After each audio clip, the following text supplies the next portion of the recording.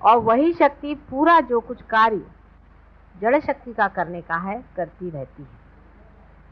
अब ये शक्ति हमारे अंदर कुंडली नामक, इसको की कुंडली लोग कहते हैं, कुंडलिनी कहते हैं, लेकिन कुंडलिनी एक शब्द है दिया हुआ।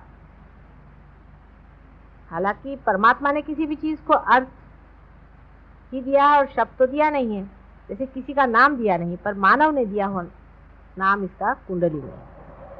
कुंडलिनी नाम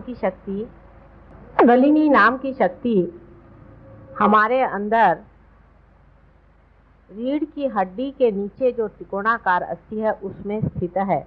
उसके बारे में अभी मैं एक आर्टिकल निकालने वाली हूँ मानव शक्ति में, तो आप उसके सारे डिटेल्स पढ़ लीजिएगा और उसके साइंटिफिक नाम जो कुछ है वो भी आप जान लीजिएगा, और आप में से बहुत से लोग उसको जानते भी।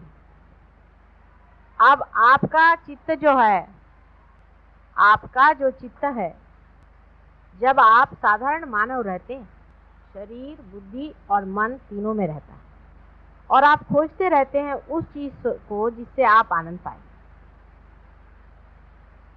जब आप उस चैतन्य शक्ति से एकाकार होते हैं, कुंडलिनी के जागृति से सहस्त्रार पे आपका चित्त आकर के उससे एकाकार होता है, तब आपका चित्त जो है अपनी कुंडलिनी पर जाता है, और अपनी कुंडलिनी पे जाते ही आपका दूसरों के भी कुंडलिनी पे जाता है। यानी अभी तक आपका चित्त 3 जगह तक जा सकता था, अब एक चौथी जगह जाता है जो निराकार शक्ति है, और उसमें जाते ही आप विचारों से परे उठ करके और इस मन बुद्धि और शरीर तीनों को देखने लगते हैं साक्षी स्वरूप होकर।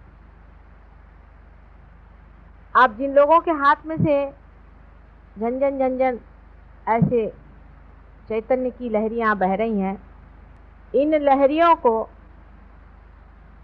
हम लोग इतने सहज में पा गए हैं कि हम जानते नहीं कि कितनी बड़ी चीज हमें मिल गई।